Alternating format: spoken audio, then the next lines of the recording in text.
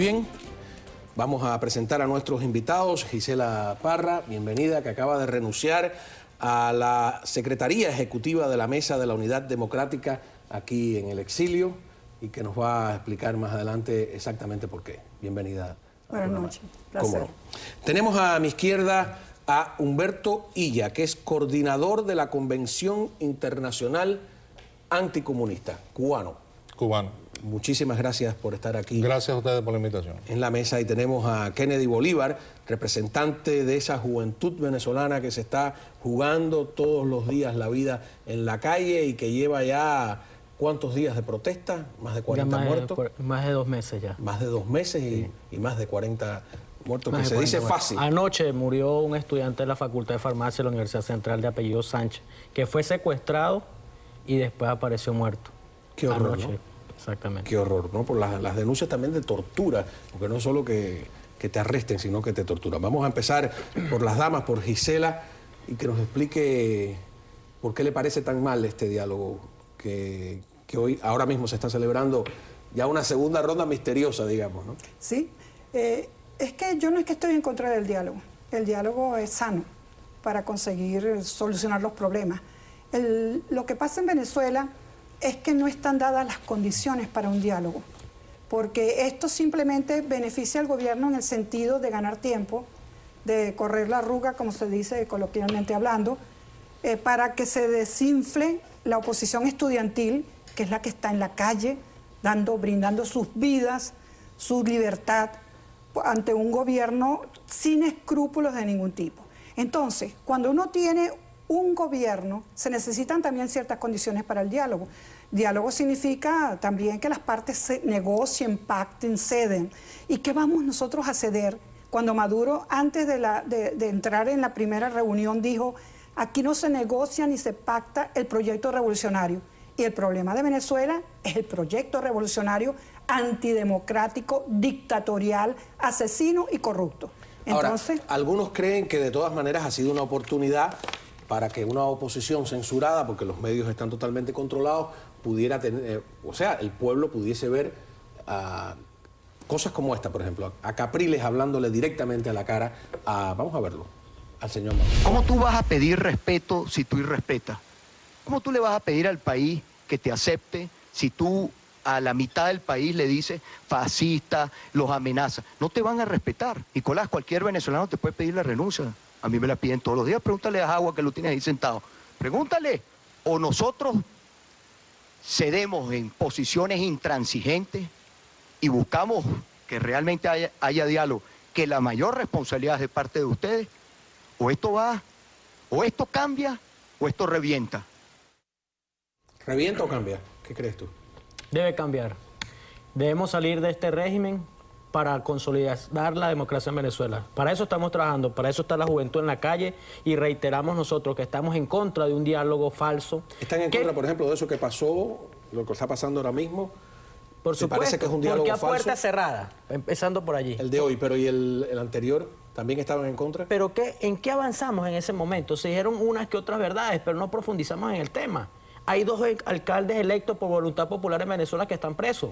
Hay un dirigente nacional importantísimo para el país, como es el dirigente de Voluntad Popular, Leopoldo López, está preso, con un juicio sumario además, sin reconocimiento. Bueno, los estudiantes están presos, que fue porque además de empezó, eso, ¿no? súmale el tema de más de 2.400 estudiantes detenidos con medidas cautelares, con represión y con torturas, además, sin precedentes en Venezuela. Entonces, ¿bajo qué condiciones negociamos? La verdadera oposición en Venezuela está en las calles. Se ven las colas todos los días en los supermercados que no consiguen y que no están abastecidos estos supermercados y que no generan de ninguna manera algún sustento de comida para que lleven estas personas a sus hogares. La oposición en Venezuela está en esos hogares venezolanos que los lunes en Venezuela, para que lo sepa el país y sobre todo para que lo sepa el mundo a nivel internacional, que en Venezuela, por ejemplo, los fines de semana mueren alrededor de 50 personas mínimo. pero que además los lunes por la son violencia cotidiana, ¿no? charcos de sangre los fines de semana en Venezuela, donde hogares venezolanos amanecen sin hijos, sin primos, sin tíos, sin padres, sin hermanos. Es decir, nosotros no podemos negociar en esas condiciones. Mientras torturen, mientras la represión sea abismal, que sea una represión criminal, además, lo que se está haciendo en Venezuela. Ahora, fíjate, a Humberto, que es cubano, en Cuba esto lo transmitió Telesur, no se lo esperaban. Y entonces los cubanos que vieron ese diálogo, no el de hoy que no lo están transmitiendo, se quedaron sorprendidos y se quedaron maravillados. Como dije al principio, la cosa está tan atrasada en términos de derechos civiles en Cuba que lo que sucede en Venezuela, con todos los efectos que ustedes le ponen, los cubanos lo han visto con envidioso asombro. Hoy hablé por teléfono con un periodista independiente que había escrito un artículo sobre esto. Él se llama Iván García Quintero, ¿no? Y mira lo que me dijo sobre la reacción en Cuba al diálogo. Cuando tú sabes, don Manuel, la oposición es ilegal, ¿no? Es el único país del continente americano donde la disidencia no es permitida. Y por tanto se asombró al cubano a pie, ¿no? Ver cara a cara, mirarnos a los ojos, ¿no? Al sector de la oposición y al gobierno. Y por supuesto, al día siguiente será la gran pregunta en la calle, sobre todo en La Habana, ¿no? Lo otro es que realmente el tono, ¿no? de muchos opositores, con estadísticas en mano, hablando en voz baja, es decir, más civilizado, con otro discurso, ¿no? Que era muy diferente al de los chavistas, que era marcadamente de hablar del pasado, de cosas que ya pasaron hace 15 o 20 años, y no hablar del presente, del caso económico que sucede en Venezuela. Y ese es otro punto que llamó la atención, ¿no? Y lo otro, que bueno, que creo que por vez primera aquí el público cubano pudo escuchar, hablar, ¿no? A Enrique Capriles, que por todo ese tiempo la han llamado fascista aquí los medios oficiales. Es que lo de Cuba es tremendo. En Cuba la gente nunca había escuchado a Capriles ni lo había visto. O sea, gracias a esto por primera vez ven a Capriles, y como que la prensa constantemente dice que es un fascista, ven que vieron a Capriles como una persona civilizada, que habla en voz baja, que dice las cosas con energía, etcétera. Humberto, el tema del diálogo, por supuesto, a los cubanos nos ha perseguido también. Y la gente dice, no se puede dialogar con quien tiene las manos manchadas de sangre, con el régimen castrista, pero hay otras personas que dicen, porque se legitimaría ese régimen, pero que también puede suceder al revés. Cuando ese régimen se sienta con la oposición, en el caso de Cuba, legitima a la oposición, la hace visible, porque una de las pretensiones de esta gente es hacer invisible, no tener oposición. ¿Usted también está en contra del diálogo que se produce en Venezuela como coordinador de la Convención Internacional Anticomunista? Sí, mira, coincido con mi amiga de que todo el diálogo es algo constructivo y algo bueno cuando se negocia de manera seria. Esta gente que se han declarado marxistas, leninistas, pues dialogar con ellos no tiene sentido. Si vamos a ser serios y hablar de un diálogo en Venezuela, hay un factor que no se ha tomado en cuenta, que son los estudiantes, que son los protagonistas del cambio que se está produciendo en Venezuela y que a mi modo de ver deben estar en la mesa. Estar en la mesa de negociación. ¿Qué pasa? Como le decía fuera del aire, tenemos ciertas relaciones dentro de Venezuela con algunos líderes estudiantiles y ellos nos plantean de que lo único que quieren ellos no es un diálogo, sino la renuncia de Nicolás Maduro y todo su gobierno. Y dar paso quizás a una junta. ¿Usted cree que porque le pidan la renuncia a Girard, sí, me la pidieron? Como la gente que lleva 50 años diciendo, exigimos previamente la renuncia de Fidel Castro. Parece un poco ingenuo porque sí que... Es ingenuo, pero fíjate que esto es un arma de doble filo. Número uno, cuando el gobierno de Venezuela plantea su disposición al diálogo, ellos están, como bien decías tú, legitimando una oposición y están diciéndole al mundo de que verdaderamente hay un problema. Aquí el problema es que ellos no son serios y hay un problema que es de fondo y que de hecho y de derecho el diálogo que se está produciendo hoy en Venezuela es ilegítimo, porque es que el factor principal de cambio son los estudiantes. Esos son los líderes del cambio. Bueno, precisamente Te pido permiso para ver qué dicen los estudiantes allá en Caracas. Veamos. El movimiento estudiantil queremos ahorita rechazar el diálogo, porque en este diálogo no están incluidos hasta ahora los estudiantes. El gobierno quiere hacer con este diálogo que minimice la protesta, pero esta protesta no comenzó con el encarcelamiento de Leopoldo o con la institución de María Corina Machado. Olvídense de los negociadores de oficio que creen que van a desmovilizar a los estudiantes. Están equivocados. A los estudiantes no los negocia nadie. Los estudiantes tienen su propia agenda y yo lo he dicho y lo acabo de informar públicamente. A esa mesa le falta la Iglesia Católica y le faltan los estudiantes. Somos los jóvenes los que estamos representando ahorita, no eso que se reúnen a un diálogo y hablan entre ellos metidos en un cuarto con aire acondicionado. No, nosotros estamos en la calle. Ahora, ¿no serán que están confundiendo? Yo voy a hacer aquí de abogado del diablo. Diálogo con fin de con el fin de las protestas, porque puede haber perfectamente un diálogo mientras continúan las protestas, como en Nicaragua hubo un diálogo que llevó a la democracia mientras los contras estaban batallando, ¿no? Porque está clarísimo que si los contras dejaban de batallar, los sandinistas no tenían necesidad de hacer el diálogo. Si los estudiantes dejan de protestar, que eso es lo que ellos quieren, no hay necesidad de diálogo. O sea, palo y zanahoria, para decirlo en un lenguaje poco político. ¿No cree que sería una buena estrategia en vez de decir no al diálogo? El tema del diálogo es que no representa lo que dicen las calles en Venezuela. O sea, las calles en Venezuela están reclamando y algo que no se va a resolver si no sale ese gobierno.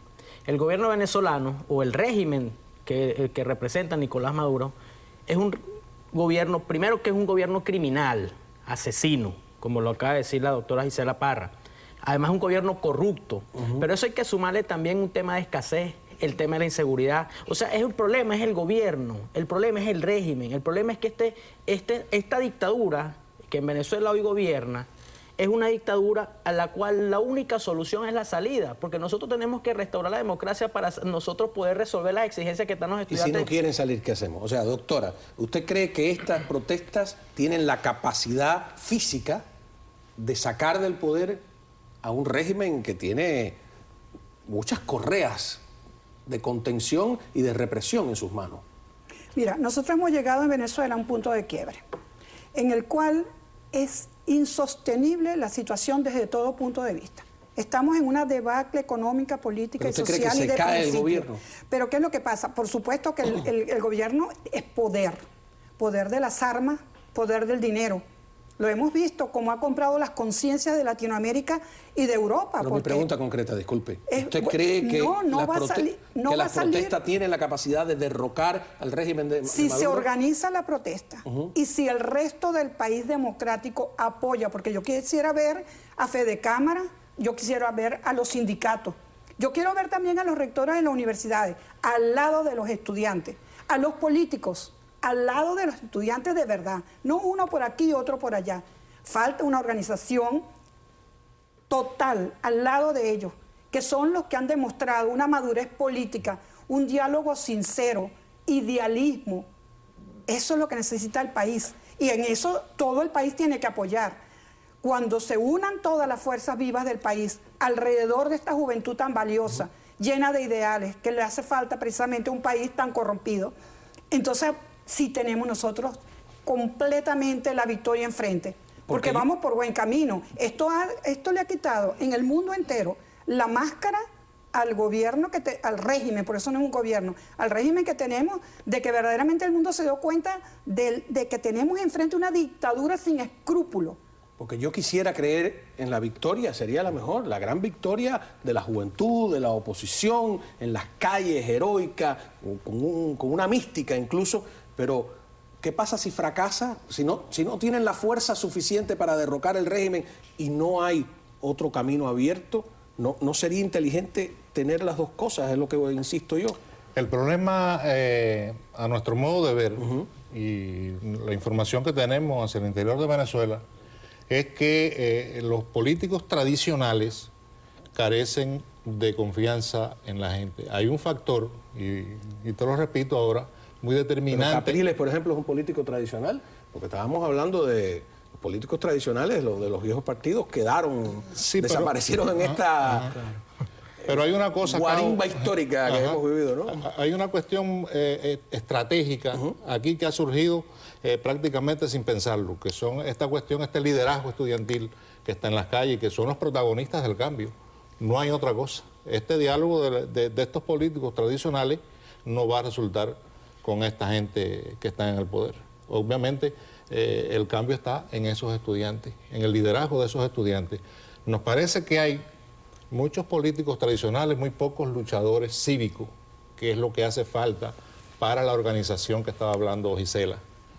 ¿Entiendes? ¿No le parece tanto radical lo que dice él? O sea, por ejemplo, cuando está descalificando, me imagino que con la mejor intención, no solo a Capriles, a Leopoldo, a María Corina, calificándolos de políticos tradicionales. Realmente son, a mí me parecen gente decorosa, que a su manera está...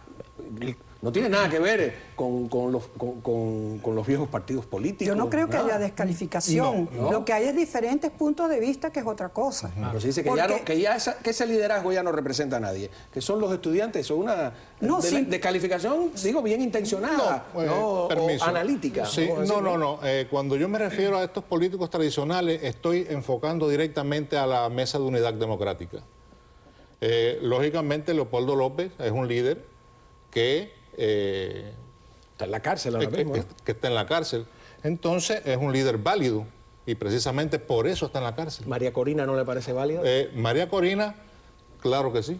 ¿A ustedes, los estudiantes, le parece válida María Corina? Claro, por supuesto. Pero voy a aclarar un punto ¿Capriles? Importante. Capriles.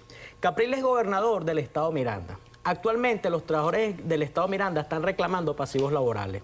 Capriles va y se sienta con un gobierno que le niega, que por cierto la Constitución lo consagra, un situado constitucional, y el mismo gobierno, porque le da la gana, no le asigna los recursos a la gobernación de Miranda. ¿Cómo me siento yo en qué condiciones de un gobierno que ni siquiera quiere pagarle a mis trabajadores? ¿Y qué haces? ¿Te retiras y le dejas el puesto a un chavista? Y ahora, ¿y qué pasó, por ejemplo, con el diálogo de los alcaldes? ¿Dónde están 2 alcaldes en Venezuela actualmente? Presos. ¿Y qué fue a partir de donde? Eso es un diálogo. Allí se inició un diálogo. Allí estuvo varios alcaldes de todo el país. ¿Y a dónde terminó ese diálogo? Con Enzo Escarano preso y con Daniel Ceballos preso. Vamos a una breve pausa. Les estoy haciendo las preguntas, que son las preguntas de discusión de estrategia, vamos a decirlo así. Regresamos, tenemos más video a la vuelta.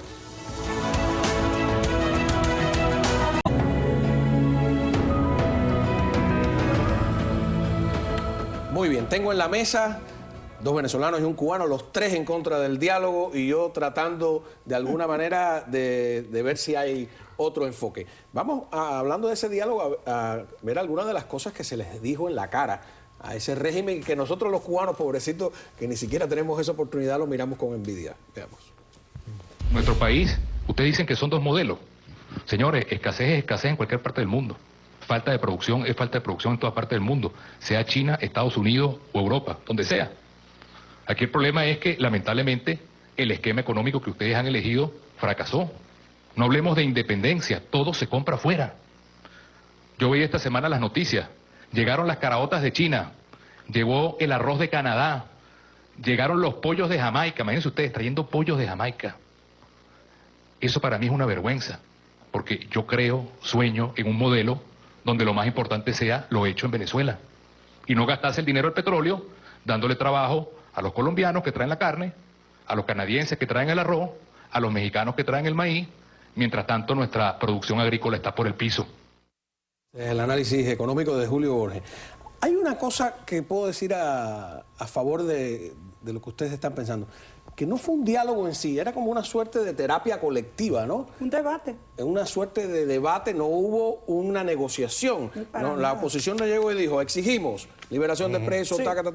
Yo no lo vi, por lo menos, a lo mejor sucedió, porque fue una cosa maratónica. A ver, ¿qué piensan ustedes? Y vamos a negociar. Hubo una suerte de catarsis, pero de todas maneras esa fe, no voy a decir ciega, sino simplemente esa fe que ustedes tienen en que las manifestaciones logren la victoria, no siempre es así. Ahí está Siria, con apoyo internacional, con apoyo de armas, y sin embargo, ya nadie habla de Siria. ¿no? Bashar al-Assad está haciendo lo que le da la gana y parece que lo va a seguir haciendo en el cómplice silencio de la comunidad internacional. ¿No le parece peligroso poner en manos de la comunidad internacional las esperanzas de que vengan en ayuda de Venezuela?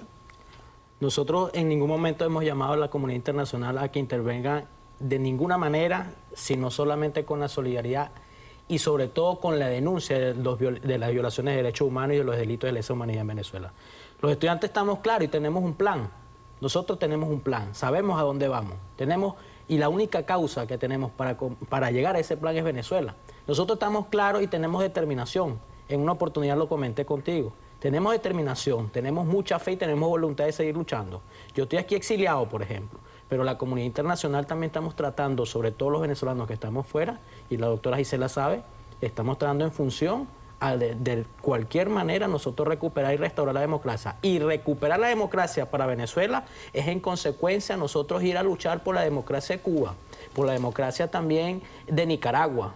Cuidado con Bolivia, con Ecuador, con Argentina. No, nosotros debemos... Si ustedes vencen, eso va a tener un impacto continental sin duda de ninguna clase. Y el ejemplo que están dando es un ejemplo de heroísmo y moderno. No lo dicen los estudiantes, lo dice la Iglesia Católica. Tengo que ir a una pausa. La Iglesia Católica a veces dice cosas sin ánimo de criticar en estas cosas políticas que no quiero ni meterme ahí. Regresamos enseguida.